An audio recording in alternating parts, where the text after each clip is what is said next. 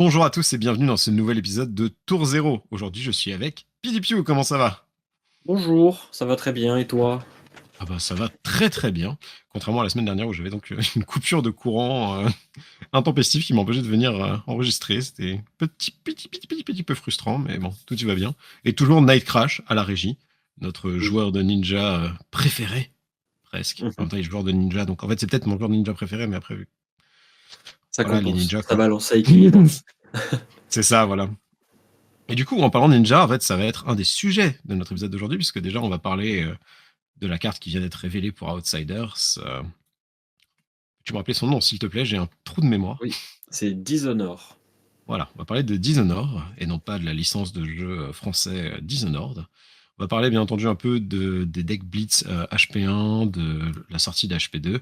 Et après, le sujet principal de l'épisode sera une sorte de continuité de l'épisode qu'on avait déjà fait sur les gold foil et les récompenses de tournois, puisqu'on va parler en fait de LSS, des communautés en boutique et de comment les boutiques peuvent soutenir LSS, comment LSS peut soutenir les boutiques et comment, en tant que joueur, on peut soutenir les deux de façon pertinente.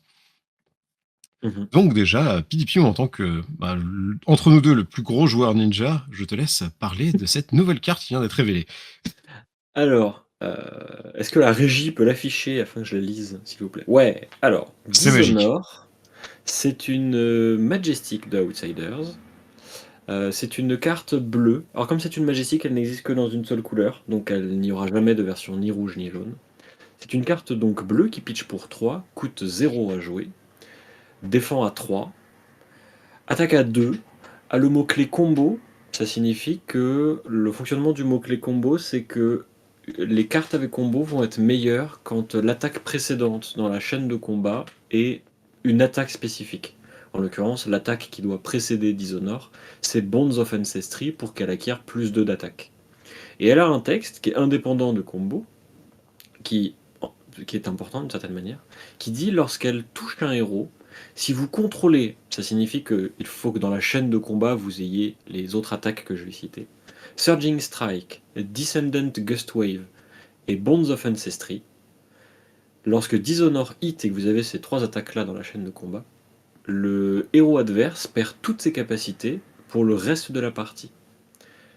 Alors, ça fait plein de trucs. Alors déjà, on Pour va être expliquer, content qu'elle soit pas en toutes les couleurs. ouais, bah, en fait, en vrai, il y a un peu une règle avec les ninjas, c'est que le starter et le premier niveau d'une combo, c'est des communes. Enfin, le starter, c'est toujours des communes. Le premier niveau, c'est des communes ou des rares. Le troisième niveau, c'est toujours des rares et parfois des super slash mythiques. Et le quatrième, c'est toujours des mythiques. Il n'y a aucune combo qui a un quatrième niveau qui n'est pas une mythique en fait. Parce que bah, les quatrièmes, c'est toujours des cartes super puissantes, qui ont des effets qui ont beaucoup d'impact. Et en l'occurrence, ce qui est assez particulier avec ce Dishonor, c'est que en fait on peut le comparer à Lord of Wind.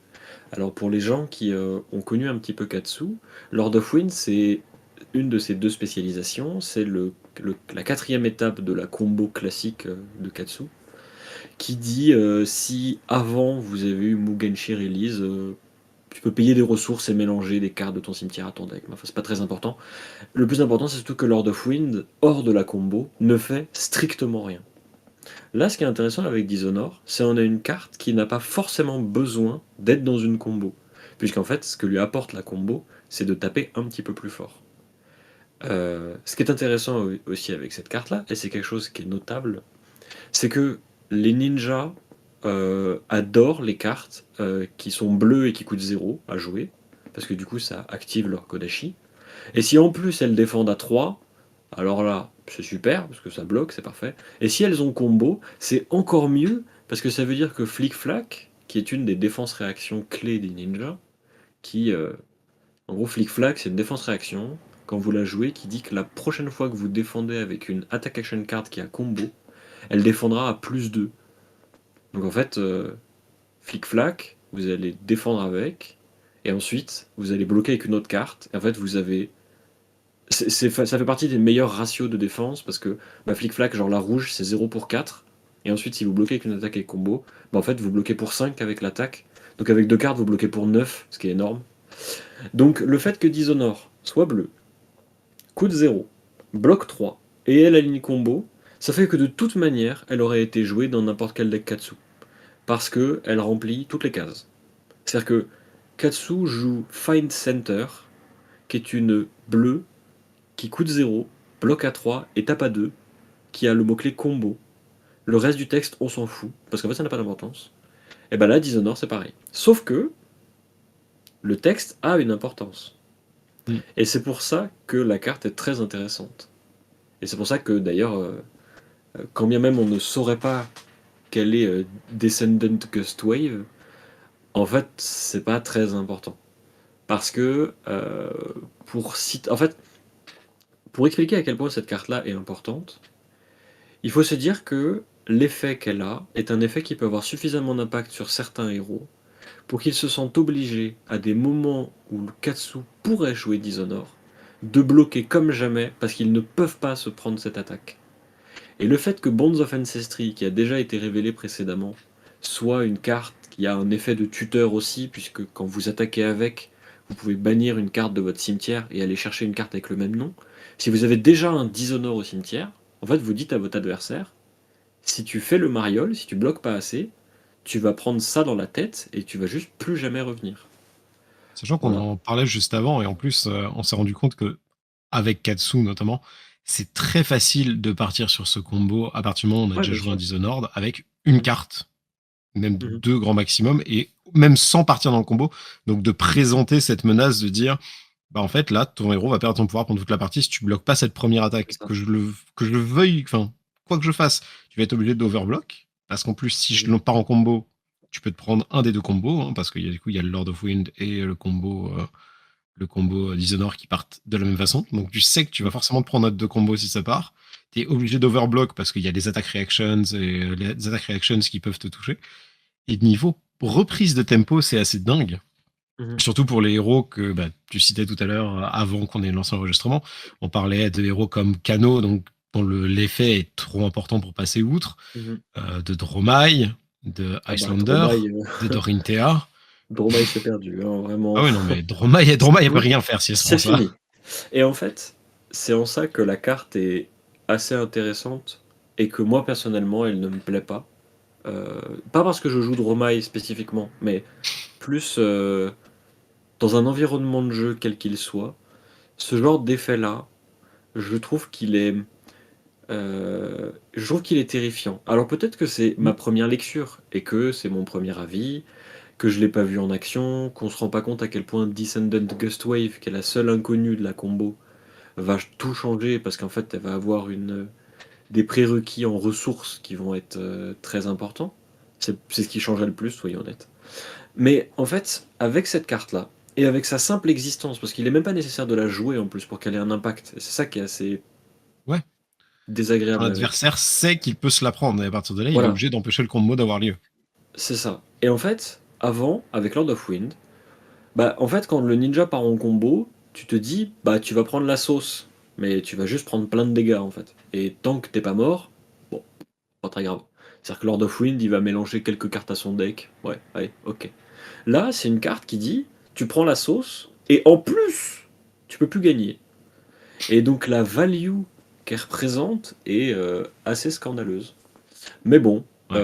soyons honnêtes, ça n'est pas une carte complètement broken, ça reste une quatrième étape de combo. euh, ce qui est un petit peu frustrant, mais qui n'est pas vraiment de la frustration, qui est plutôt...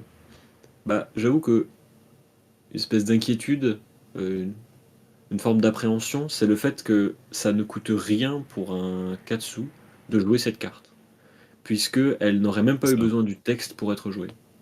Bah, c'est ça, c'est qu'en temps normal, moi, quand je vois des grosses cartes de combo, des gros trucs finisher, des trucs très violents, je me dis, c'est pas si grave, à partir du moment où il y a, enfin, dans la plupart des jeux de cartes, et jusqu'à présent dans Flesh and Blood aussi, il y a un coup d'opportunité quand tu veux placer des cartes qui ont un vrai impact. Là, C'est-à-dire que il est tu gros vas quand devoir même le coup réfléchir. d'opportunité.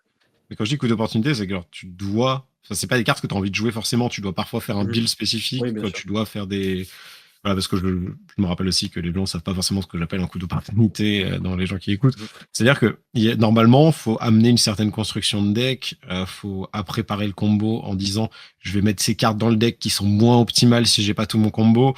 C'est des cartes qui vont être moins fortes dans la plupart des situations, mais qui vont me permettre de bien enclencher ce combo. Alors que là, comme tu l'as si bien dit, Dishonored, tu la joues quoi qu'il arrive en fait. Elle a tout ce qu'on Mhm. veut dans un deck ninja et dans un deck Katsu. Elle est parfaite pour un deck Katsu sans texte.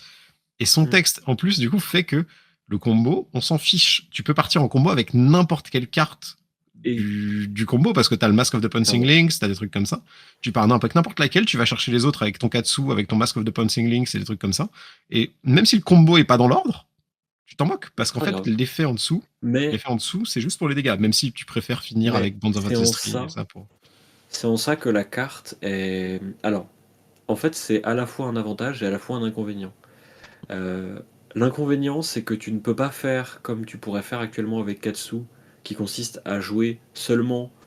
Bah, genre, par exemple, Katsu, ça va lui arriver de jouer Mugenshi Release, de faire Snapdragon ou Razor Reflex, et d'enchaîner Mm. avec un Lord of Wind. Tu peux le faire parce que Lord of Wind s'en fiche que tu aies joué les étapes avant Mugenshi Release.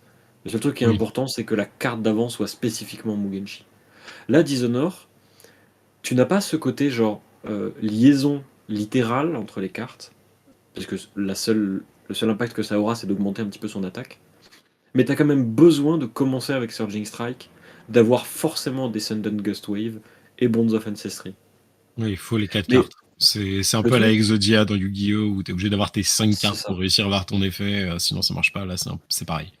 Le truc, c'est que Bonds of Ancestry, qui est une carte, donc là, on va pas présenter, mais que je vais vous lire rapidement, c'est alors c'est une rare, ça veut dire que pour le moment, elle devrait exister en 3 couleurs.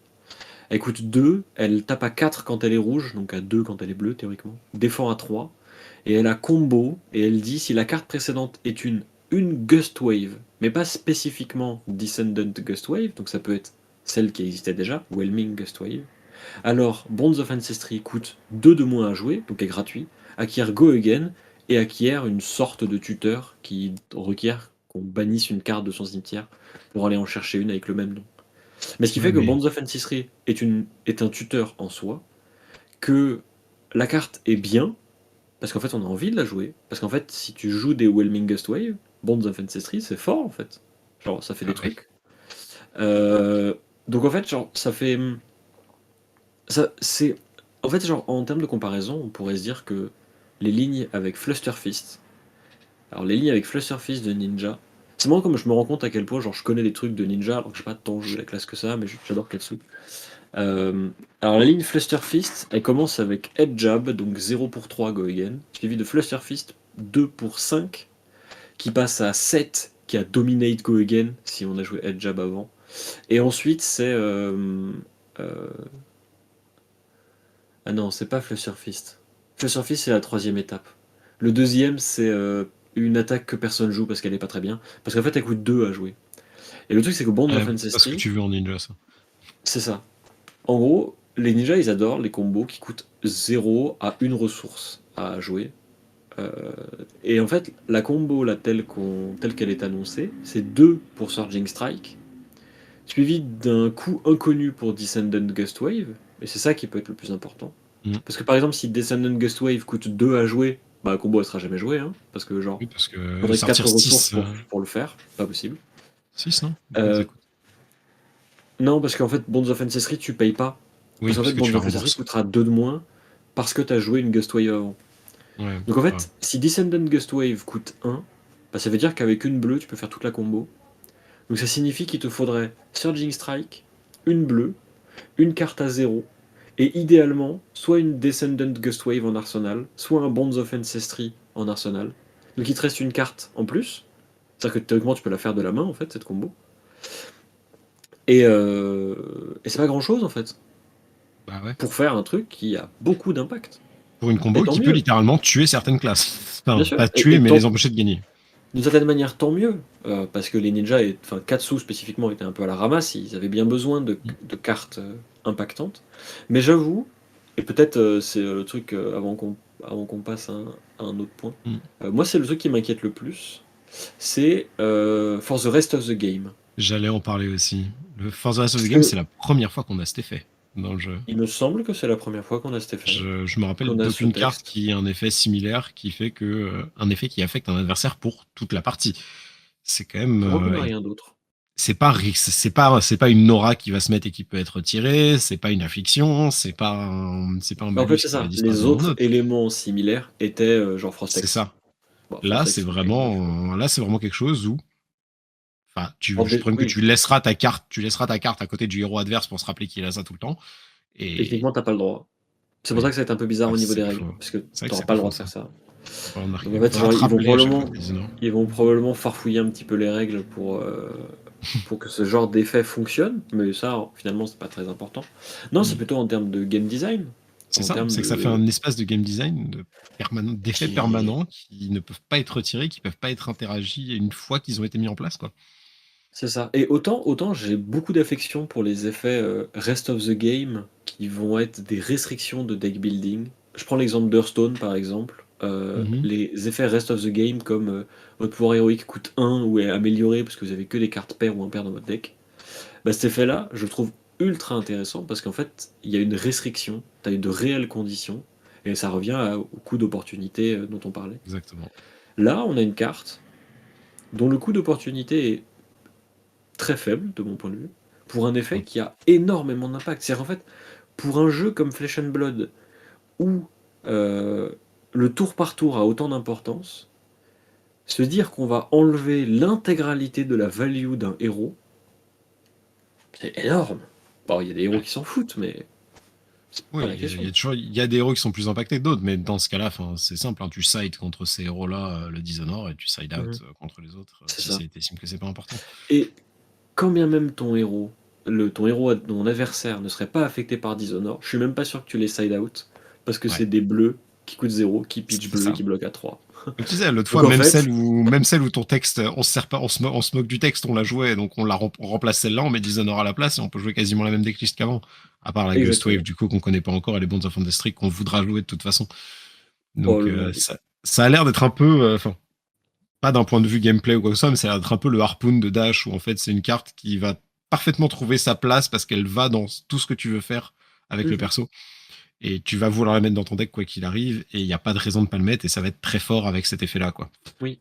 Mais tu vois, euh, ça fait très réaction à chaud, mais Mm. peut-être que j'aurais C'est totalement préféré, à chaud. On euh, assume. à la place de Rest of the Game, quelque chose de plus temporaire, d'une certaine manière. Genre quelques Genre, tours, un malus sur. le, Tu mets des compteurs sur une carte et.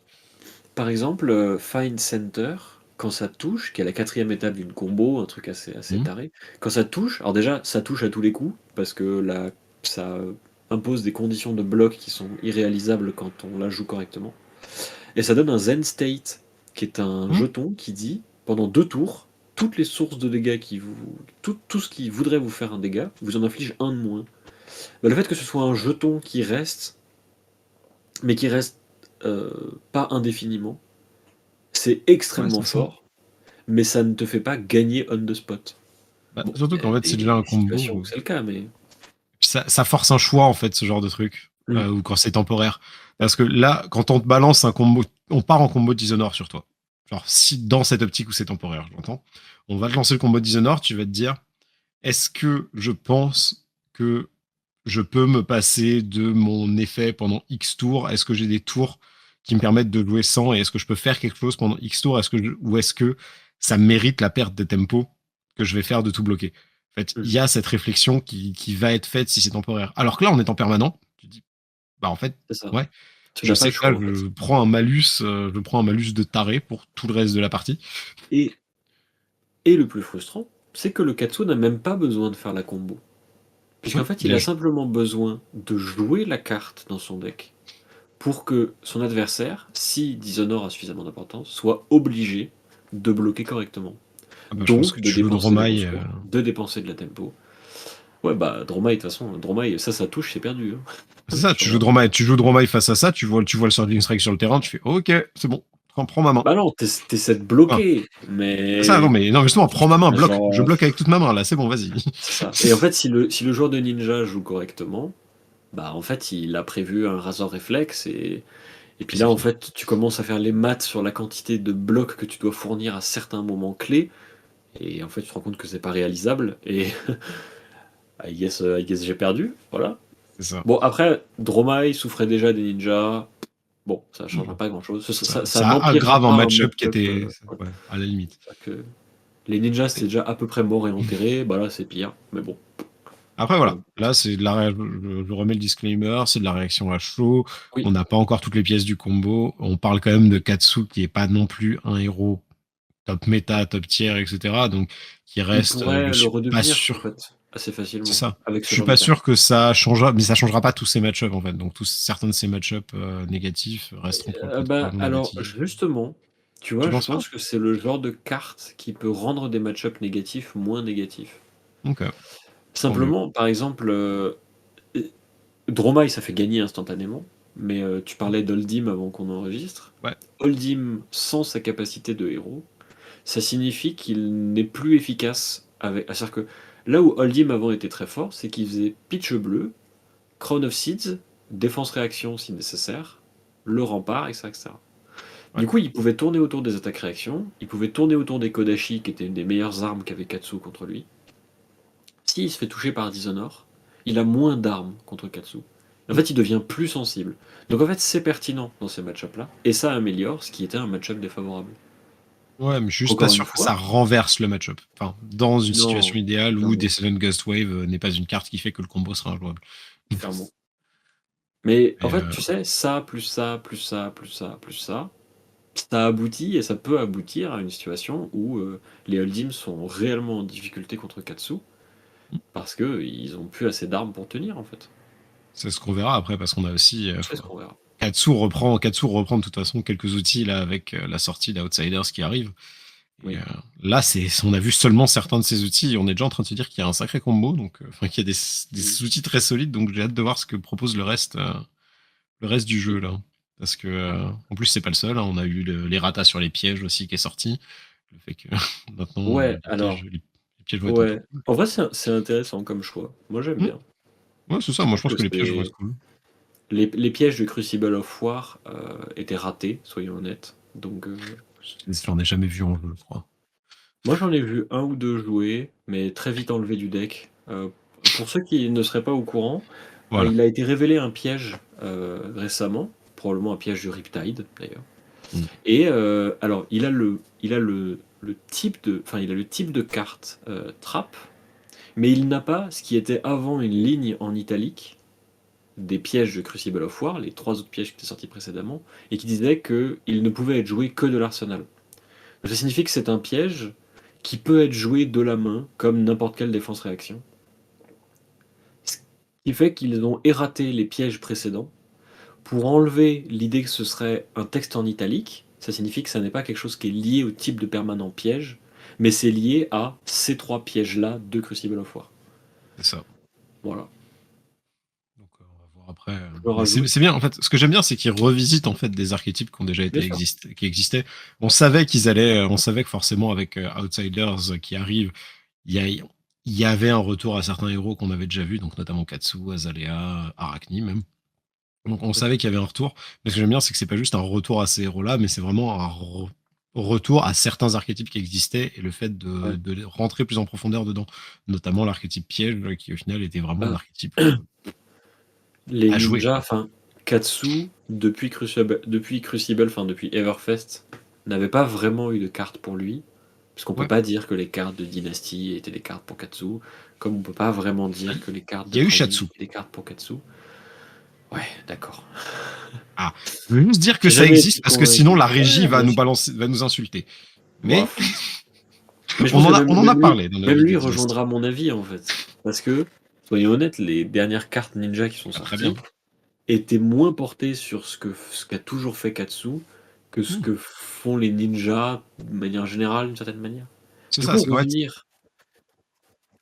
fait, c'est qu'on revenir à des cartes, revisitait pas. On revisitait pas les archétypes existants de Katsu, on proposait un nouvel archétype qui en soi a c'est pas ça. l'air d'être. Et en soi, en plus, ça a pas trop performe non plus, à part Mm. quelques outliers comme du coup Ariella qui nous a fait un top 8 en PQ avec. Mais Ouais. et encore, je ne sais pas s'il jouait l'archétype Shatsu. Non, Je il pense le que jouait? oui, mais voilà. Donc on a confirmation de la régie, le jouet, le shiatsu. Mais voilà, mais à part quelques outliers, et encore, enfin, qui ne font, je vais mettre des gros guillemets à ça, ne sortez pas dans un contexte, qui ne font que top 8. On parle pas de quelqu'un qui a gagné des gros tournois, qui a fait des, qui a gagné, qui a fait enfin, un calling ou quelque chose comme ça avec, quoi. C'était un Ouais, archétype mais qui, quand même, c'est un bro, Ariella. C'est ouais, un bah, animal. Il est ah, du mais genre c'est à ça. jouer Irina Sprayer contre les Wizards dans Katsu. Donc, moi, je Ah, voilà, respecte. mais Ariella, moi je respecte, hein. C'est un des premiers joueurs contre qui j'ai joué en plus. C'est quelque chose que je respecte et franchement, je respecte la performance de fou. Mais justement, de se dire que c'est parce que c'est un joueur qui est aussi taré et aussi bon sur son perso qui a réussi à faire top 8 avec, c'était pas juste un truc où on a ressuscité Katsu avec cet archétype. C'était juste bonjour, on a présenté une nouvelle façon de jouer si vous voulez vous amuser avec les ninjas. C'était fun, on s'est bien marré avec. Enfin, je sais que Knight aussi s'était amusé à nous faire du Theorycraft et à faire des combos qui marchaient une fois sur 5, mais qui étaient trop drôles. Mais c'était pas un Sois archétype en mode optimiste on quand va même, hein, parce rendre les que ninjas. Ouais, 1 sur 5, je suis gentil. Mais c'était le but, enfin, c'était vraiment un archétype qui était genre bonjour, le jeu existe, cet archétype existe, ce combo existe, c'est rigolo, on n'oublie pas les ninjas. Alors que là, ce qui nous est proposé dans Outsiders, c'est vraiment, bah, en fait, vous vous rappelez de ces persos qui étaient un peu moins genre forts, mais qui ont quand même un bon following, parce que Azalea, elle a son culte, Katsu, il a son culte aussi. ce Et qui est genre, amusant, c'est que bonjour, ils sont de retour. Ouais, Katsu, ça a été genre the deck pendant un certain temps, hein. Mm. Jusqu'à Monarch, c'était the deck, hein. Vraiment, genre, en gros, en gros, avec la sortie de Crucible of War, c'était Dash qui était the deck. Assez rapidement, ça s'est équilibré avec Katsu, qui avait une version contrôle et une version aggro. Et c'est d'ailleurs ce qui en faisait sa force, parce qu'en fait, quand tu t'installais devant ton adversaire, à moins de savoir ce qu'il jouait, bah, tu savais pas trop s'il jouait un deck contrôle ou un deck aggro. Ensuite, il y a Prism et Chain qui ont fait n'importe quoi. Et puis ensuite, il y a Arya qui est arrivé. Et puis en fait, Arya a enterré euh, Katsu, Les comme decks ça non a élémentaires. enterré Dash Control, parce que les gardiens qui se faisaient bouffer par ces decks-là, ils ont fait bah, on a rempart maintenant. Voilà, salut. Salut mon pote. Ainsi Voilà, mélangé. donc depuis rempart, Katsu ne peut plus jouer contrôle. Ce qui est Mm. dommage. Mais Ouais. enfin, ça a Mais, peut-être changé mais du coup. c'est vrai que ça, pareil, hein, on va dire une phrase dessus, mais Dishonored rentre, je pense, dans tous les plans de jeu de Katsu. Enfin, même que tu Oui, joues oui. contrôle ou aggro, tu joues Dishonored, quoi. Mm. Encore une fois, dans l'optique où le combo est jouable. Mais pour moi, c'est totalement quelque chose que tu as envie de jouer de toutes les façons possibles dans le deck, hein. Mhm. Oui. Et si on parlait de ce qui sera sorti ce vendredi, au moment Ah, où l'épisode sortira, mais qui sort HP2. dans quelques jours pour nous quand on Il enregistre. y a HP2 qui sort du coup. Les History Oui. Pack 2 dans 5 langues simultanées, je crois. Il y a français, allemand, espagnol, italien, Et anglais. anglais. Ouais, Ouais, je crois. Alors ouais, je ça, sais dans pas si 5 langues. ça. Ouais, c'est possible. Et je sais pas si tu as vu ce petit article qui a été publié par LSS où il y avait donc justement, ils ont Ouais. dit qu'ils faisaient une clarification de syntaxe de précédente, Je viens de mais en l'ouvrir sur mon plus, ordi. où ils allaient améliorer la traduction et la syntaxe dans tous les pays, mais notamment ceux où il y avait déjà eu des problèmes. Mhm. Alors, honnêtement, je j'ai pas envie de parler de la traduction, dans le Non, sens non. où on sait déjà qu'il y a eu des problèmes qui ont été remontés sur HP1. Là, ils ont fait un mea culpa avec cet article et la traduction qu'ils ont proposée pour HP2, qui honnêtement est de bonne facture. Bon, il y a des Oui, dingueries, tout à fait. mais ça on s'y attendait, on savait qu'il y aurait des dingueries, donc happens. Non, Non, par contre, moi, ce je que j'ai parle trouvé plutôt du très côté rassurant, positif. Vas-y, ouais, finis ton truc. ce que j'ai trouvé très rassurant avec cet article, c'est l'exemple qu'ils ont donné d'une traduction de Outsiders. Pour vous donner un, je vais vous la lire pour que vous vous rendiez compte à quel point, en fait, la traduction est propre, genre elle est réellement de bonne qualité. C'est pour le jeton Pox des Rangers et des Assassins, qui s'appelle donc en anglais, non, c'est pas Pox, c'est Bloodrot en anglais, je crois. Donc là, en français, c'est Variole hématoputréfiante. Déjà, la carte a un flow, enfin le nom est intersidéral. Ah non, le nom est Et qui incroyable. dit, L'artwork est aussi un flow d'ailleurs. ouais. Et en termes de syntaxe, ça marche bien, puisqu'elle dit au début de votre phase de fin, détruisez la variole hématoputréfiante, puis elle vous inflige 2 dégâts à moins que vous ne payiez 3 ressources. Mm. Et bah, ça paraît rien, mais c'est correctement écrit en français en fait.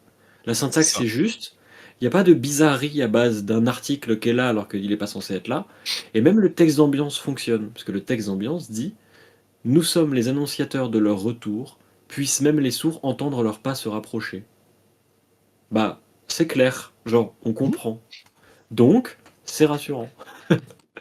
Et moi, je suis content. Ça, j'aime beaucoup. Ouais, moi aussi, je suis très content de voir ce qu'ils ont fait.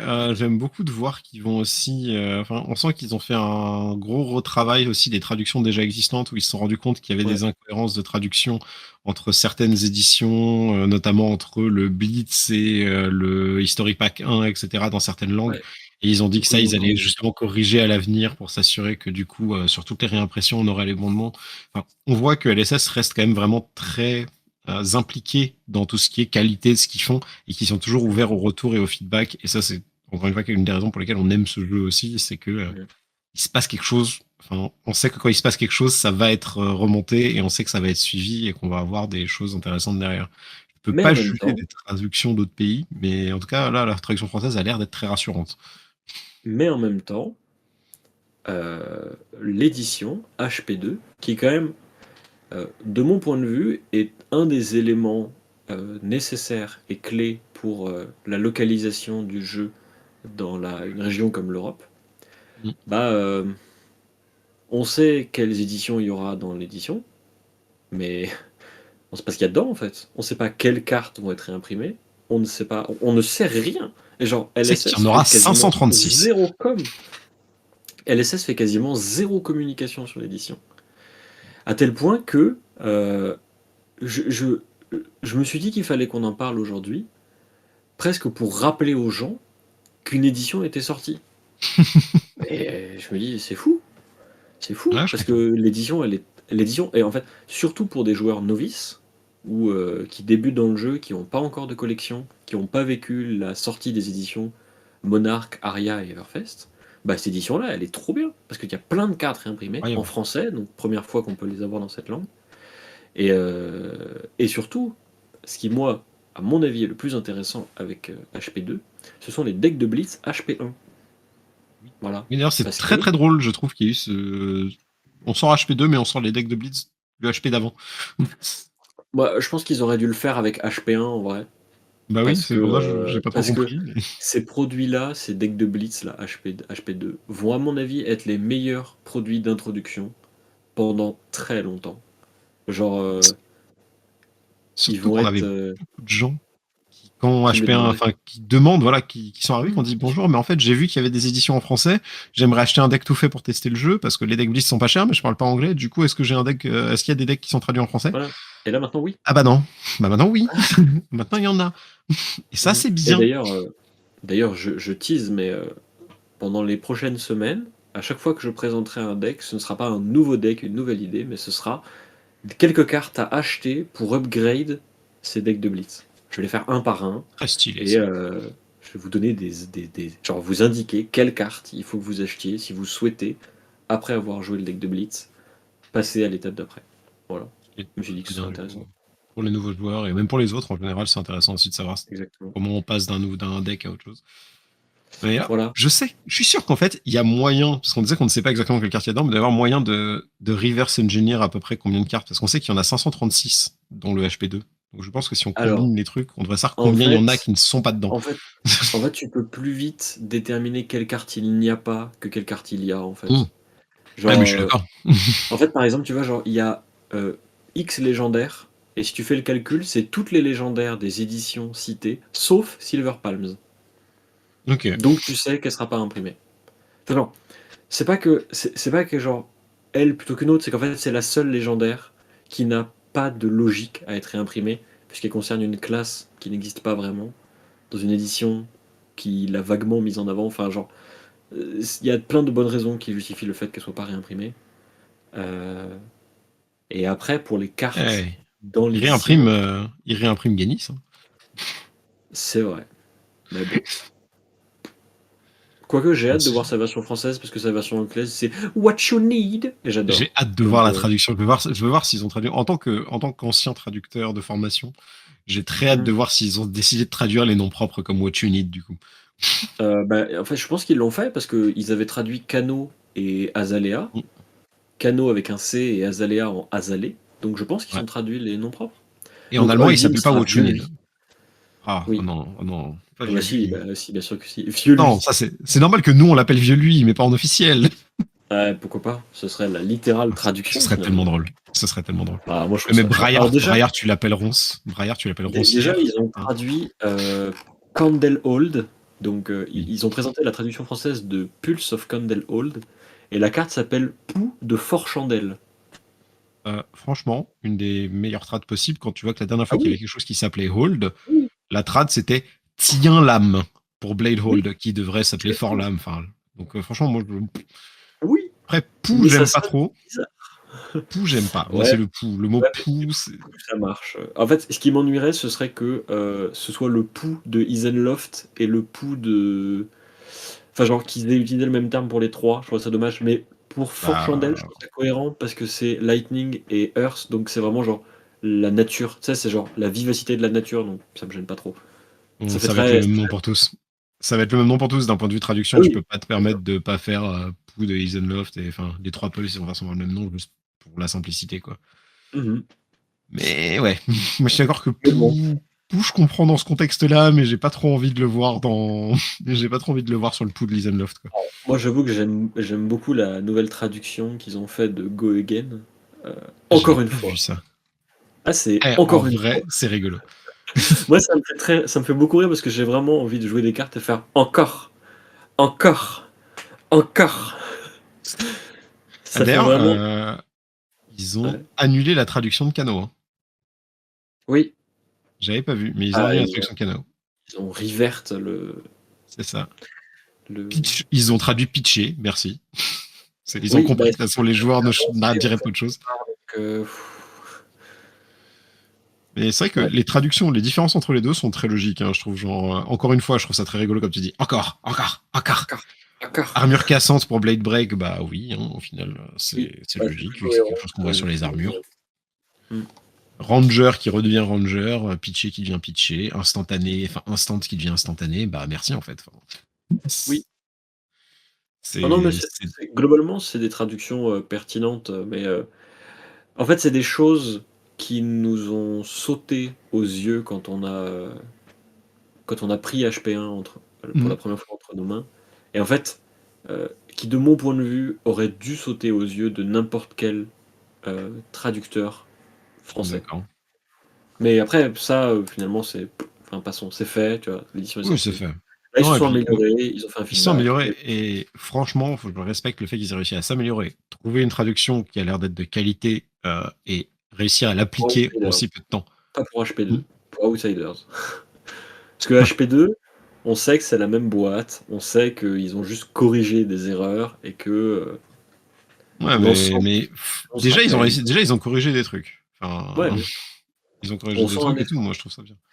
C'est Mais du ça. coup, Et après, et Outsiders, première extension avec les 5 langues. Ça va être oui, là, en fait, avec HP1 et HP2, on a complété le cycle des extensions précédentes. Ou pas? Non, il ouais, reste encore Dynasty et Uprising quand même. Dynasty Uprising, mais ça sortira avec HP3. C'est ça qui sortira en HP3, mais on a quasiment du coup complété le cycle et qui permet que là maintenant toutes les nouvelles sorties vont être multilangues. Ce qui est Oui. incroyable pour le jeu et le développement du jeu à l'avenir. Ah, tu fais de ces transitions, frère. Merci. C'est. Est-ce que ce serait pas ton métier finalement? J'aimerais bien. Bonjour, bonjour Otal, caster professionnel, j'ai une entreprise. N'hésitez pas si vous avez besoin de moi pour un tournoi. Non, mais en vrai, ça rejoint le sujet. C'est moi C'était le but. qui l'ai proposé. Euh, enfin, je, je revendique la paternité, mais pas du tout. J'ai juste vu un débat passer sur Reddit Tu as et tout Twitter. à fait, tu as tout à fait raison. C'est un très bon C'était un débat. débat autour de l'avenir et la pérennité de Flesh and Blood du point de vue des boutiques. J'explique le propos pour lancer le débat. Est passé sur le Reddit Flesh and Blood un post d'un propriétaire de boutique qui visiblement dit bah j'aime bien le jeu mais bah, je vais moins le mettre en avant tout simplement parce que il est moins rentable que les autres TCG. Parce que LSS ne semble pas vouloir pousser les LGS. LGS pour Local Game Store, donc en fait le magasin à côté de chez vous. C'est ça. Si Euh, vous osez dire LGS, vous pouvez dire boutique du coin, ça revient au même. et du coup, il trouve que la façon qu'a LSS de pousser les produits n'est pas en accord avec l'idée que ce sont les LGS qui font vivre le jeu. Et il prend pour exemple le fait que, par exemple, des créateurs de contenu, principalement américains ou anglophones en tout cas, ont des cartes promotionnelles exclusives à leur système de vente en ligne qui court-circuite les magasins. L'exemple, c'est Team Covenant, parce que Mm. ils sont entre autres les seuls à faire ça. Euh, et en fait, ce qui est intéressant avec ce débat et ce post, c'est qu'il dit, en fait, le jeu a beau être super, en fait, si les gens n'y jouent pas parce qu'ils n'ont pas d'occasion d'y jouer, parce que les boutiques n'ont pas envie d'acheter de produits, parce qu'en fait, elles ne le vendent pas, parce que les joueurs achètent ailleurs, parce qu'ils n'ont pas de raison d'acheter en boutique, en fait, le jeu va mourir.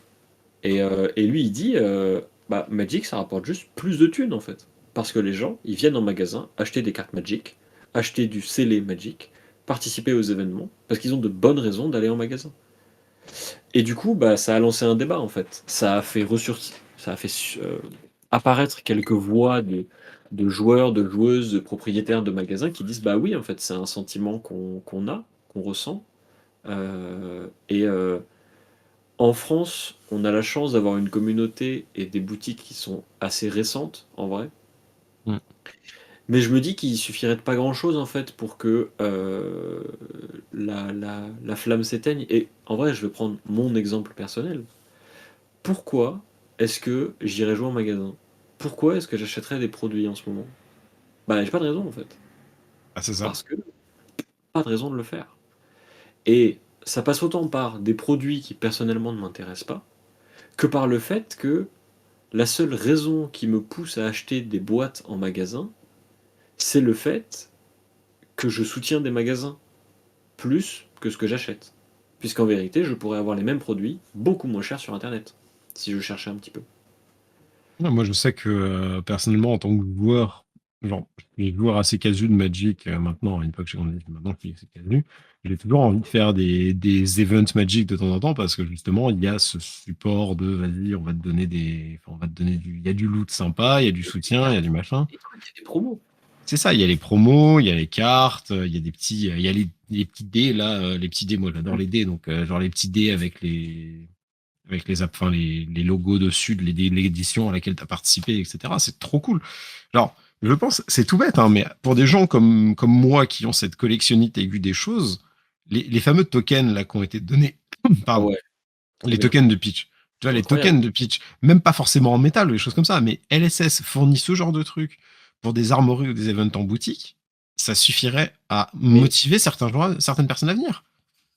et en Alors que fait, là, tu c'est vois, des trucs de top 8. c'est ça. Et ce qui est assez subtil avec le poste, et en vrai, c'est un point de vue qui est intéressant, c'est le point de vue du gestionnaire de magasin qui dit, moi je veux bien faire vivre le jeu, mais euh, en fait, il dit quelque chose de très vrai qui, à mon avis, a du mal à être entendu dans la communauté Flesh and Blood. C'est Flesh and Blood a beau être un des meilleurs, si ce n'est le meilleur TCG Oui. disponible en termes de gameplay. C'est une petite merde en fait. Genre vraiment, c'est une goutte d'eau dans l'océan des TCG. Ça fait 2 ans, C'est un jeu indépendant. bien sûr. Mais C'est un techniquement, petit jeu t'inquiète. indé. Genre en vrai, Yu-Gi-Oh c'est indépendant aussi, parce que Konami ils ont rien d'autre, tu vois. Genre bon, à Ouais, part mais Wizard qui est géré par Hasbro et One Piece qui est géré par Bandai, l'essentiel des TCG sont indépendants. Juste ils sont oui, tellement alors, énormes qu'ils sont indétrônables. non, mais quand on dit indépendant, c'est. Mais genre, et d'ailleurs, il n'y a pas que. C'est une nouvelle boîte qui sort. Il y a pas que One Piece pour Bandai. Mais Oui, oui, ils Bandai, ont plein d'autres trucs. Parce que ils en ont 3 ou 4 là en ce moment. c'est Digimon, c'est Dragon celui, Ball, One Piece et BSS. c'est celui qui est actif et qui fait un peu parler de lui en ce moment, En ce plus de moment, ouais. BSS. Non, mais Mais quand tu vois Yu-Gi-Oh, quand même, c'est quand même enfin, en fait, il y a aussi c'est tout un peu l'effet de faux, nostalgie c'est tous les jeux bien qui sûr. existaient il y a 20, 30 ans, auxquels tout le monde a joué à la cour de récré, etc. Enfin, que ce soit Pokémon, Yu-Gi-Oh, Magic, c'est des monstres dans le truc. Mais Et c'est aussi même des jeux comme Pokémon, des fois, ont du mal à rester et à fidéliser des gens et à faire que les boutiques viennent. Et les boutiques peuvent continuer à faire du Pokémon parce qu'elles savent que justement, en fait, Pokémon, ça va se vendre parce qu'il y a écrit Pokémon dessus. Genre, donc mmh en fait, tu peux et tu continuer à le vois? stocker et Bah, faire c'est des ça. events parce que tu vas tirer En des gens. fait, du point de vue d'un magasin, s'il veut se faire de l'argent, il ne il ne va pas faire de fab. Parce qu'en fait, fab, c'est pas rentable. C'est pas que c'est pas rentable, genre littéralement. C'est-à-dire qu'un magasin va faire sa marge sur du fab. Mais, sur le long terme, c'est une perte de temps et d'argent. C'est du Donc pourquoi stock, le faire? c'est de de l'espace de stock qui prend pas Bah, justement un des qui gros jeux majeurs. C'est du temps qui sera pas utilisé sur un des jeux majeurs. C'est du temps, de l'argent, des ressources qui sont pas utilisés alors sur un que des jeux qui sont sûrs à 100% de fonctionner en fait. c'est ça. Parce que Pokémon et Magic, quand bien même le jeu soit peut-être moins intéressant que Fab, on est sûr qu'il se vendra. C'est-à-dire que du Bah, c'est Magic, ça. tu stockes la dernière édition en date, Elle bah t'en part. auras très vite plus beaucoup en fait, genre parce que ça part C'est très très ça. vite. C'est ça, Mais du même coup, Pokémon, Pokémon, genre moi j'ai ah, entendu Pokémon, tellement d'histoires des pauvres gamins qui essayent de venir à la boutique pour acheter l'extension parce qu'ils veulent avoir leur Dracofeu et toutes les displays ont déjà été achetés par des collectionneurs qui ont notre âge et qui veulent juste choper tous les displays pour les ouvrir et après faire leur revente de leur côté, tu vois. Mais bien genre, sûr, mais ça, on sait que ça va finalement, se ça vendre. c'est On sait que en ça. fait, d'un point de vue de la boutique, on s'en fout de pourquoi les gens achètent C'est les ça. Non, produits. ce que je veux dire, c'est que Le justement, truc, c'est c'est que des trucs qui ils volent des étagères, ces produits-là, alors que Flesh and Blood, bah, ça vole pas des étagères. C'est un jeu spécialiste, c'est un jeu indépendant, c'est un jeu qui a une communauté qui est quand même assez petite. c'est Enfin, une faut être niche, honnête. soyons honnêtes, On vit soyons dans honnêtes. notre, nous, on vit dans notre microcosme. On se dit, waouh, le jeu grandit, le jeu est super populaire, ce qui est vrai aussi. C'est vrai, bien Le sûr. jeu grandit à chaque instant. Mais comparé à Magic, Yu-Gi-Oh, Pokémon, mais c'est une goutte d'eau le jeu. Et en vrai, le truc c'est que quand même on dise que, et c'est mon avis quand même, j'adore le jeu, que Hmm. Flesh and Blood c'est une petite merde dans le monde des TCG. Ce qui est vrai, c'est que la meilleure façon de, de la faire évoluer, parce qu'on voudrait faire évoluer notre petite merde, n'est-ce pas? Parce qu'on l'aime. Euh, c'est d'acheter au magasin. En fait, à mon avis, c'est ce que j'avais envie de dire avec ce débat. Et ce qui, à mon avis, est le propos le plus important qu'on aurait à défendre, c'est quand même vous auriez des possibilités d'acheter des produits en dehors de votre LGS. J'entends sur des plateformes plus grandes comme Amazon, des boutiques étrangères, là où c'est moins cher, ce genre de choses. Les boutiques, ouais, des Si trucs vous en le ligne. pouvez, privilégiez le magasin dans lequel vous allez jouer. Ou si vous n'allez pas jouer en magasin, privilégiez un magasin local. Privilégiez un endroit, une boutique que vous savez qui fait vivre la communauté en fait. Parce que Hmm.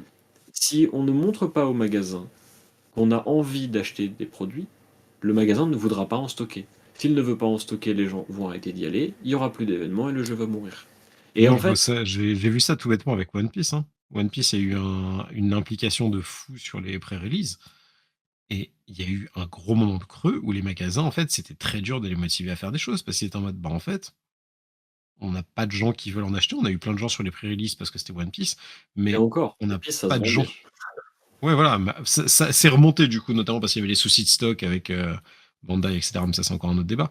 Mais il y a eu ce moment où justement, ils jouaient sur les licences, même en jouant avec un truc qui est sur les licences One Piece, et du coup, on sait que c'est une des licences les plus populaires qui existent en ce moment.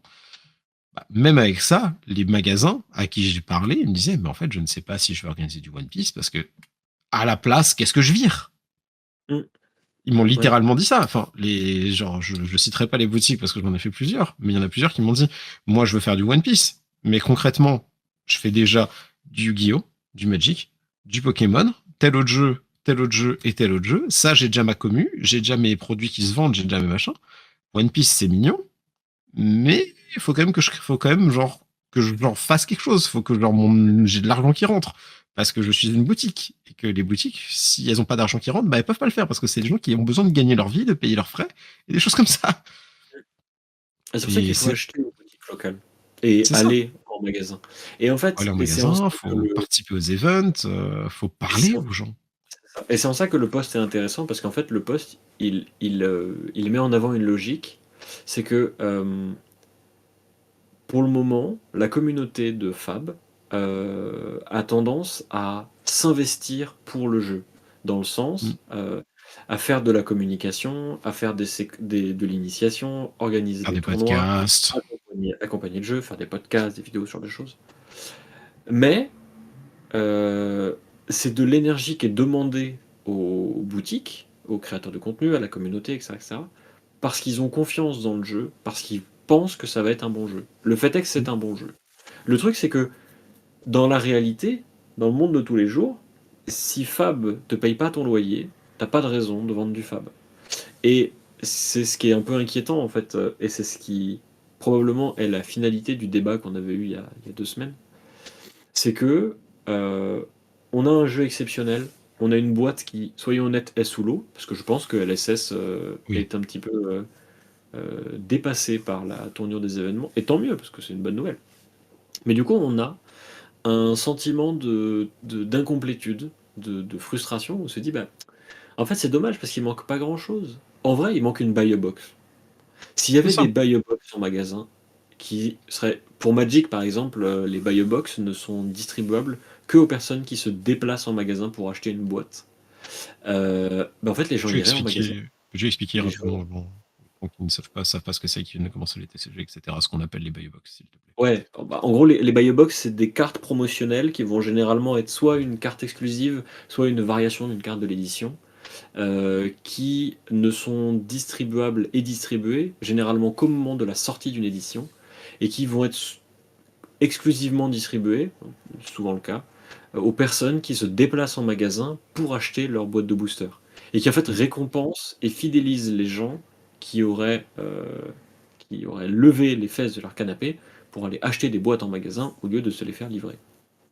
Voilà. Et ça, c'est super important d'avoir ce genre d'option, justement. Enfin, les petits, c'est tout bête, hein, mais les petits cadeaux de pré-release et les trucs comme ça reste la vie. Ouais. Non. En fait, c'est Moi, la raison pour laquelle les. on est touché, en fait.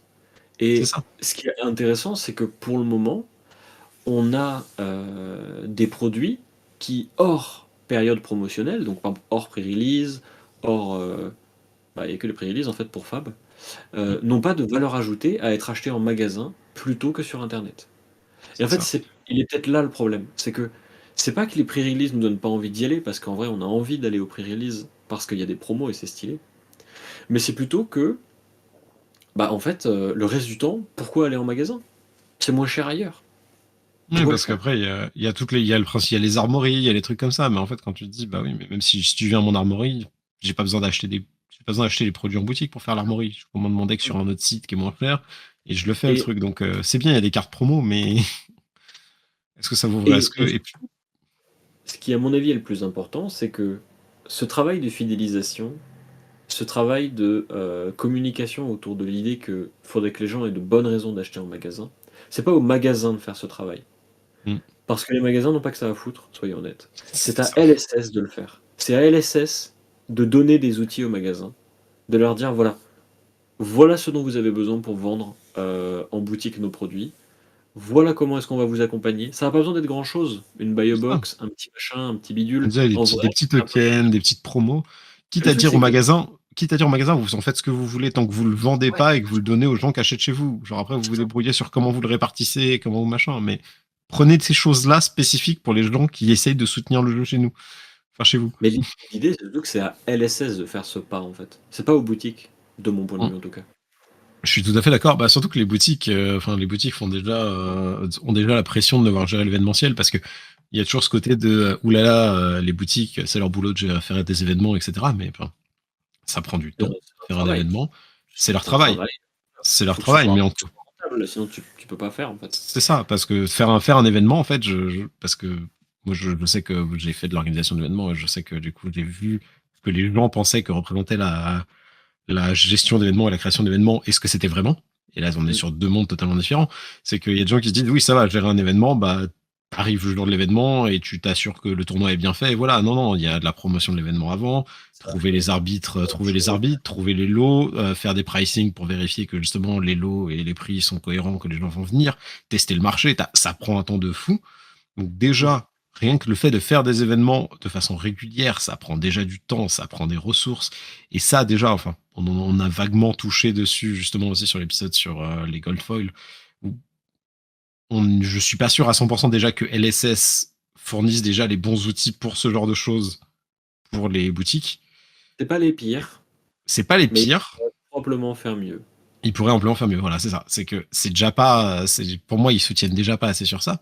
Mais en plus, du coup, c'est pas aux boutiques d'aller encore plus loin que ça. Parce que pareil, on avait dit, oui, mais il y a des boutiques qui, lorsqu'elles font des ProQuest, elles vont donner beaucoup plus de choses que d'autres, etc.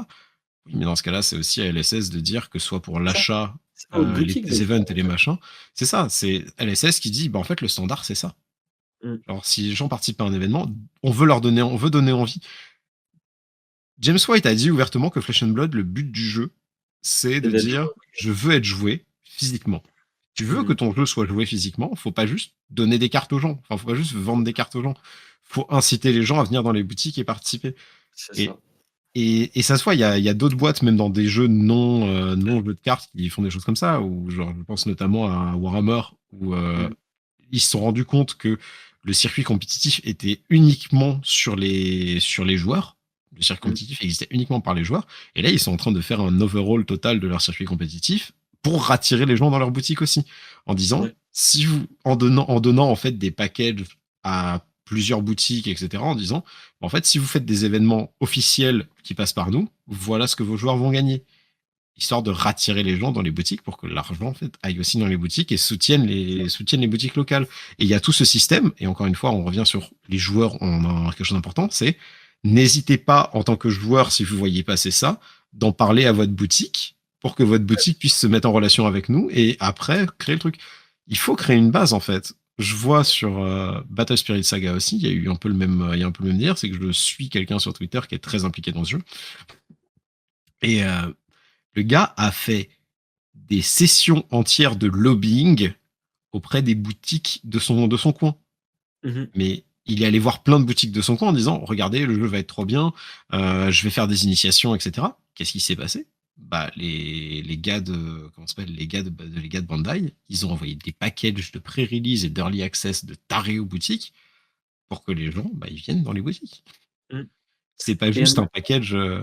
et en fait, ce qui est un petit peu, ce qui est assez subtil à mon avis et c'est ce qui, est la marque, je pense, des jeux qui sont déjà installés, c'est que, hem, quand tu n'as jamais réfléchi à ce truc-là, en fait, il y a quasiment tout à inventer, Mm, et en vrai, LSS qui, offrait des promos exclusives à leur système de vente comme Team Covenant, comme, Rudy de Alpha Investments et oui, des machins comme ça. En fait, c'est très cohérent quand tu réfléchis au début du jeu, aux 2 premières années.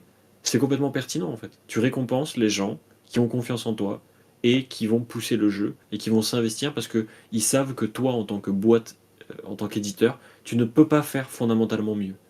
Le truc, c'est que là, on est arrivé à un moment où le jeu, où la flamme a pris, le jeu est en train de se diversifier, ils ont plus besoin de faire beaucoup d'efforts pour que les gens viennent, parce que les gens viennent naturellement, le bouche à oreille a pris, enfin genre, plus mm, besoin d'interlocuteurs qui poussent le jeu à fond.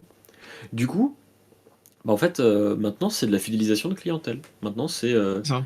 fidéliser leur circuit de distribution, les LGS, s'ils veulent que ce soit eux leur circuit de distribution, parce que ils peuvent aussi faire comme Wizard. Wizard, pour Magic, ils ont dit bah, on vendait aux boutiques, mais en fait, on se fait plus d'argent à les vendre nous-mêmes, donc on va les vendre sur Amazon. Voilà. Bisous. Ouais. Et C'est un choix aussi. c'est une infrastructure très spécifique. Et c'est pas dit qu'LSS, C'est vrai. justement, veuille faire cette infrastructure-là. Ah, je pense pas. Je vois mal C'est LSS ça. dire ah, on va vendre sur Amazon, c'est mieux qu'en magasin. Je Genre, pense pas non plus. Enfin, ce serait complètement opposé aux idées présentées déjà par les développeurs et par James White. bon, Mais du coup, en faut tout cas, mettre en avant ces moyens-là, en fait, de leur part. clairement, Et nous, à notre échelle, tout ce qu'on peut faire, c'est dire, le jeu est bien. Si vous voulez qu'il continue comme ça, acheter en magasin. parlez-en en boutique et achetez là-bas. Ah ouais. Genre, je vous demande pas forcément d'acheter genre les grosses cartes légendaires qui valent très très Non, cher, des choses comme ça, mais même si c'est toujours bien. bien sûr. Mais achetez, si vous devez acheter un display, achetez-le à votre boutique, faites votre petit opening comme ça. Genre, vous faites votre opening dans la boutique. En plus, c'est rigolo. Il y a des gens qui vont jeter un œil, qui vont être curieux. Ça fera discuter, etc. Si, participez aux events, genre, essayez de soutenir les events, de parler aux gens. Mais surtout, ouais, faut que ce soit rentable pour la boutique. C'est bête, hein. Mais si c'est pas rentable pour la boutique en fera plus. Ah, la boutique le fera pas. Et en C'est fait, ça. quand même enfin mon propos en tout cas, je pense qu'on est d'accord, mais c'est que LSS a un travail à faire pour, que les boutiques justement s'investissent plus et aient de bonnes raisons de stocker du fab. Mm. Si les joueurs montrent un intérêt, si les joueurs montrent aux boutiques qu'ils ont envie d'acheter des cartes, bah, en fait les boutiques vont en stocker plus. Ça va envoyer un signal aux distributeurs qui vont l'envoyer à LSS, et en fait ça va aboutir à la même chose, qui est plus de produits, un jeu en meilleure santé, de bonnes raisons d'aller en magasin et de jouer aux cartes en fait, parce que c'est ça C'est le un but meilleur final. écosystème pour tout le monde au final. C'est On ça. sera tous contents. On sera tous contents. LSS sera content, les magasins seront contents, les joueurs sont contents. C'est tout ce qu'on veut au final, hein. On veut des produits de qualité régulièrement et savoir quoi en faire. Mm. C'est ce Et tout qu'on ira attend tous. dans le meilleur des mondes. Ouais. C'est ce qu'on veut. Aïe. Et je pense que on peut peut-être conclure ce passage sur ça Ouais, je pense. et parler de ton deck de la semaine, mon ami. Oui. Alors, Voilà. c'est une Vends-nous idée. du rêve. Alors, je suis pas ultra sûr que cette idée soit concrétisée avec cette version-là, de la meilleure des façons. Mais j'aimerais proposer quelque chose plus un petit peu différent de ce qui s'est fait avec Arachni pour le moment. Parce que Arachni, depuis qu'il est sorti, les gens au début, enfin, si les gens nous suivent depuis assez longtemps, ils ont probablement vu ou entreaperçu le focus que j'avais fait avec Knight à l'époque, quand Arachni était sorti, où on avait détaillé ce que faisait le héros, qu'est-ce qu'on pouvait faire, machin et tout. Maintenant que le temps est passé, on a bien vu qu'Arachni ça marchait pas, pour commencer, personne ne le joue parce que c'est pas très bien en fait. Il manque des C'est cartes. Il manque des triste. cartes. Ouais, Bah, non, mais c'est il triste, regarde. mais c'est la réalité, tu vois. Mais c'est comme Icelander, c'est un personnage qui est sorti dans un set supplémental et Exactement. le set suivant amène le reste du package et là c'est ce qui est en train de se passer avec Outsiders. Enfin, Mais du coup, je me suis dit, avant qu'Outsiders arrive, est-ce qu'il n'y aurait pas moyen de reprendre un petit peu Arachni et de profiter d'autre chose que de sa mécanique de fatigue avec les contrats qui consiste à enlever des ressources de l'adversaire pour le battre parce qu'on a des meilleures cartes dans notre deck. Donc c'est un deck à base de chiffres. et Euh, c'est un what? deck agressif. Soyons honnêtes, il va dans la tête. Il essaie d'utiliser le plus possible le fait que vous avez pas mal de 0 pour 4 qui bloquent assez bien dans le deck. Vous avez de bonnes raisons d'attaquer avec ces cartes généralement. Donc c'est un deck qui joue moins de contrats, moins d'attaque-réaction, mais qui va plus être sur la présentation de chiffres bruts. Je pense que ça ne marche qu'en blitz, parce qu'en construit, votre adversaire a largement de quoi absorber l'attaque que vous présentez, parce qu'elle ne sera jamais exceptionnelle. C'est-à-dire que Arachni n'a pas d'arme pour rendre ses attaques plus impressionnantes qu'elles ne le sont déjà, sauf ses attaques-réactions. Le truc, c'est que ses attaques-réactions, c'est pas des cartes avec des stats exceptionnelles. Par exemple, si on prend Cut to the Chase, qui est l'attaque-réaction principale jouée généralement dans Arachni, 0 pour 3, vous regardez la carte du dessus du deck de votre adversaire, ça bloque à 3, vous ne pouvez la jouer que sur un contrat. En fait, c'est pas une carte exceptionnelle, dans le sens où base 3 de value, c'est moyen, c'est neutre. Voilà, c'est ce qu'on attend de la part de toutes les cartes. Donc en fait, je me suis dit, on va enlever ces effets-là, et on va plutôt privilégier des cartes qui veulent aller au-dessus.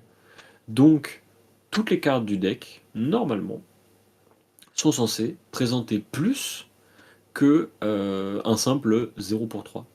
Donc vous avez quelques mécaniques un peu amusantes, c'est ce que j'avais détaillé dans le focus, l'idée qu'une jaune vous permet de faire un coup de Spider's Bite, puis une attaque à 0. Donc vous avez des bonnes attaques à 0, toutes celles d'Arachni, les contrats, qui sont tous bien, et aussi des Snatch, des Scar for a Scar, des Life for a Life qui coûtent 1. De manière générale, il y a des attaques que vous avez envie de mettre après un Spider's Bite. Vous avez les classiques d'Arachni, avec Surgical, Eradicate et Leave No Witnesses. On a des Pummel, parce que Pummel ça fait de la value. Parce que Pummel sur un Command and Conquer, sur une Surgical Extraction, ou sur une Poursuite of Knowledge, c'est trop bien. Donc je me Même suis sur dit que c'est Snatch. marrant. Alors, si tu joues un Pummel sur Snatch, je te regarde par contre, hein, C'est vraiment. pas faux, c'est vrai que mathématiquement on peut pas. Bah, c'est que c'est. Je crois que C'est Pummel pas vit des attaques autorisé. 2 ou plus, hein, surtout. C'est pas autorisé. C'est pas... Non, c'est pour ça que je dis mathématiquement on peut pas parce que le coût est. Oui, oui. Oui, Par contre, j'avais zappé Space Jedi. Attends, moi je suis un gardien. Toutes mes attaques écoutent 2 ou plus, je c'est sais vrai pas que faire toi, ça. par défaut, c'est censé pouvoir prendre peu mettre. C'est ça, moi Non, ça par marche contre, surtout. Razor Reflex, ça marche sur Snatch, et ça, c'est Oui, trop bien. voilà. Pour ça Ça, qu'il y c'est a les Captain's Call aussi, parce que les Captain's Call marchent sur toutes les attaques du deck, ou presque. Voilà. Pour être honnête avec vous, ce deck est une première version du deck. J'avais envie de réfléchir à une version du deck qui voudrait être agressive, parce que je pense que c'est un piège de vouloir fatiguer en blitz, parce qu'on n'a que 20 points de vie. Donc je bon, me de toute dis, façon. autant faire tomber les points de vie de l'adversaire plutôt que Je pense que tu es choisir. quand même connu pour être le joueur parmi nous qui est capable de rendre tous les decks agressifs. Donc après, C'est c'est vrai. pas déconnant non plus de te voir décider de prendre un deck qui est connu pour contrôler et fatiguer et le passer en aggro. Ce qui est vrai, c'est que tu sais, il suffit de pas grand chose pour rendre un deck agressif en fait. Il suffit juste d'enlever les cartes qui bloquent à 3, de mettre des cartes qui bloquent à 2 mais qui tapent à 4, et d'un coup, paf, un deck aggro. Et du coup, tu fais des maths. Et je rappelle que nous Exactement. avons un magnifique épisode sur l'arithmétique des cartes qui est Ouais. disponible dans la playlist et dans notre Et chaîne, qui donc explique n'hésitez pas à aller pourquoi l'écouter. il faut pas bloquer avec Ravenous Rabble, mais toujours attaquer avec. C'est ça. Pareil pour Scar for Oscar. Même Et énergie. je pense, mais vraiment sans ironie aucune, que jouer ce deck et écouter l'épisode sur l'arithmétique des cartes va vachement bien aller ensemble. Je pense que c'est quelque Ouais, chose qui mais peut être très de toute intéressant. manière, le focus dans mes souvenirs qu'on avait fait sur Arachni, euh, j'aime bien faire de l'auto-promo là. C'était un épisode où, comme on venait de tourner, je crois que ça faisait pas très longtemps qu'on avait tourné l'épisode Ouais. arithmétique des cartes,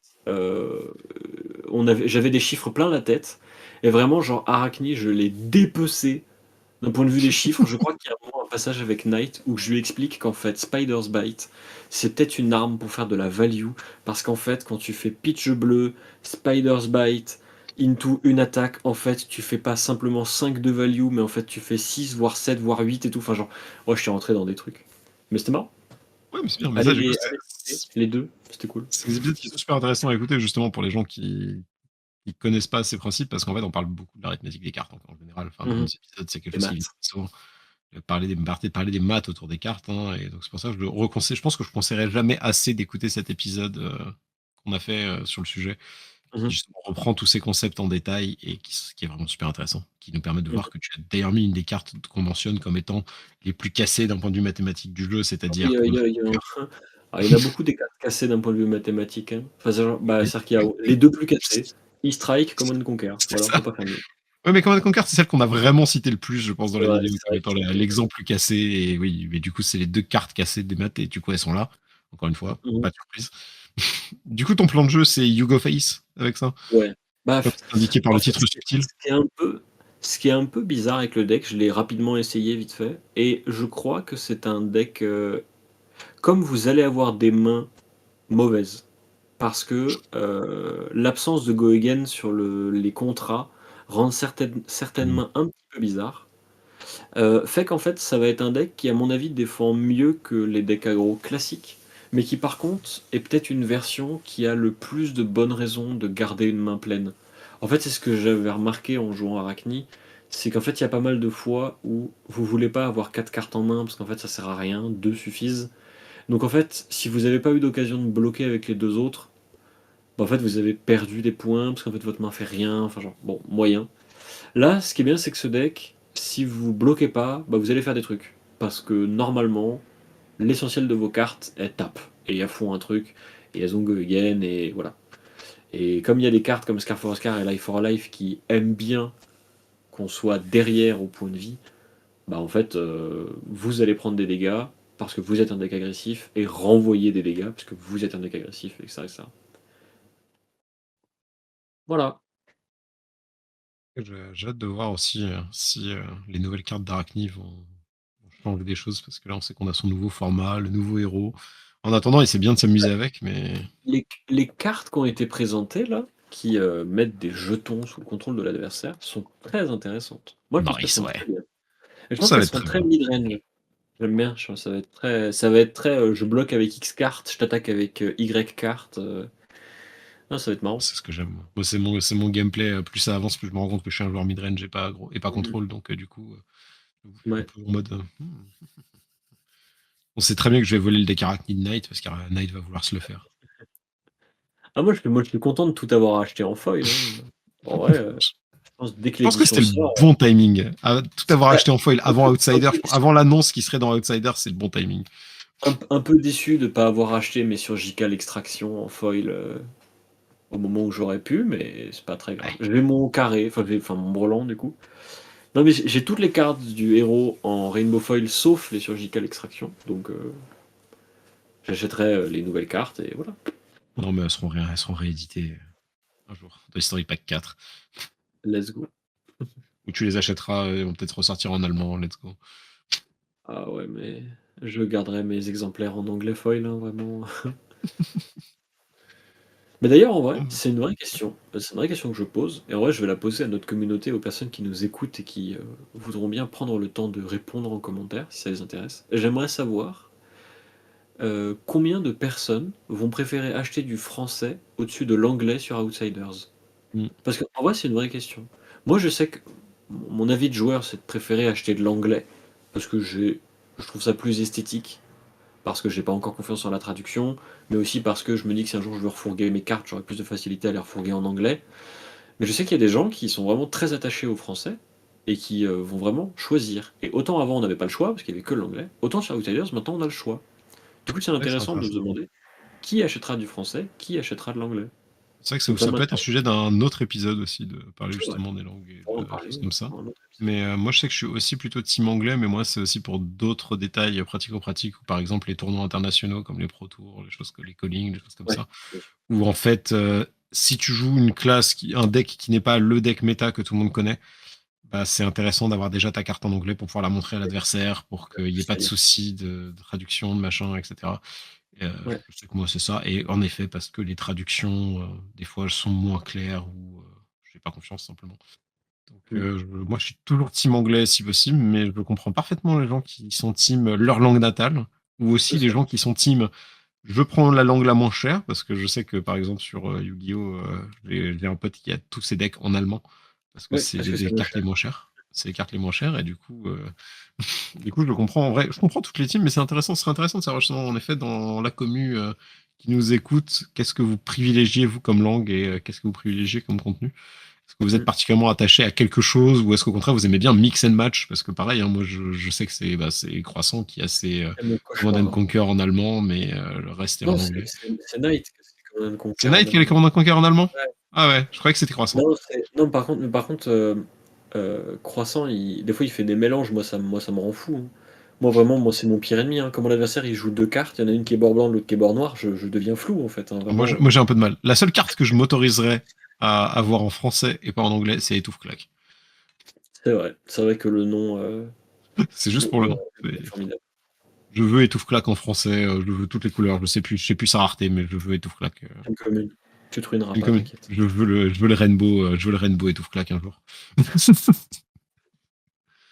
Donc voilà, donc n'hésitez pas à nous dire justement dans les commentaires ce que vous pensez au niveau des langues, des choses comme ça, si ça vous intéresse qu'on fasse un épisode simplement sur Mm. les langues, parce que comme je disais, on a quand même des gens qui ont de l'expérience de pas mal de jeux, genre j'ai une expérience spécifique de la traduction, des choses comme ça, donc je pense que ça peut être intéressant d'avoir ce genre de discussion, donc Mm. si ça vous intéresse, n'hésitez pas à nous le dire, n'hésitez pas à nous dire ce que vous préférez dans les langues, n'hésitez pas à nous dire si l'épisode d'aujourd'hui était bien ou nul, ce que votre avis aussi, si vous pensez que justement le jeu LSS, si vous avez des idées de ce que peut faire LSS, ou si vous trouvez que LSS fait déjà très bien le boulot pour soutenir les boutiques, ça nous intéresse.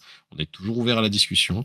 Il y a les commentaires, il y a le Discord, il y a plein de choses. Il y a même les événements en physique pour les gens qui viennent aux boutiques que fréquentent mes compagnons. Donc, n'hésitez vraiment pas. On est Ouais. toujours intéressé par la discussion parce que justement, en fait, c'est aussi ce genre de discussion qui nous permettent à nous de faire des meilleurs épisodes derrière parce qu'on a plus de points de vue à partager que juste le nôtre. C'est vrai. Donc, c'est super intéressant. Donc, merci à tous pour les commentaires que vous nous laissez à chaque fois, pour le fait d'être là Merci de nous toutes les écouter. semaines, pour le fait de nous soutenir, par nous partager. Parce que pareil, je vois aussi des gens sur les groupes Facebook qui disent, quand quelqu'un dit, oh, je cherche du contenu en français et tout, et je vois des gens qui disent, oh, il y a Tour Zéro. Il y a Tour Mm. Zéro. Écoutez, ça fait toujours bizarre de voir le nom de son propre contenu qui est conseillé à des gens. Donc, merci à tous de toujours être là et des bisous et à la semaine prochaine. Oui. À la semaine prochaine. Ciao, ciao.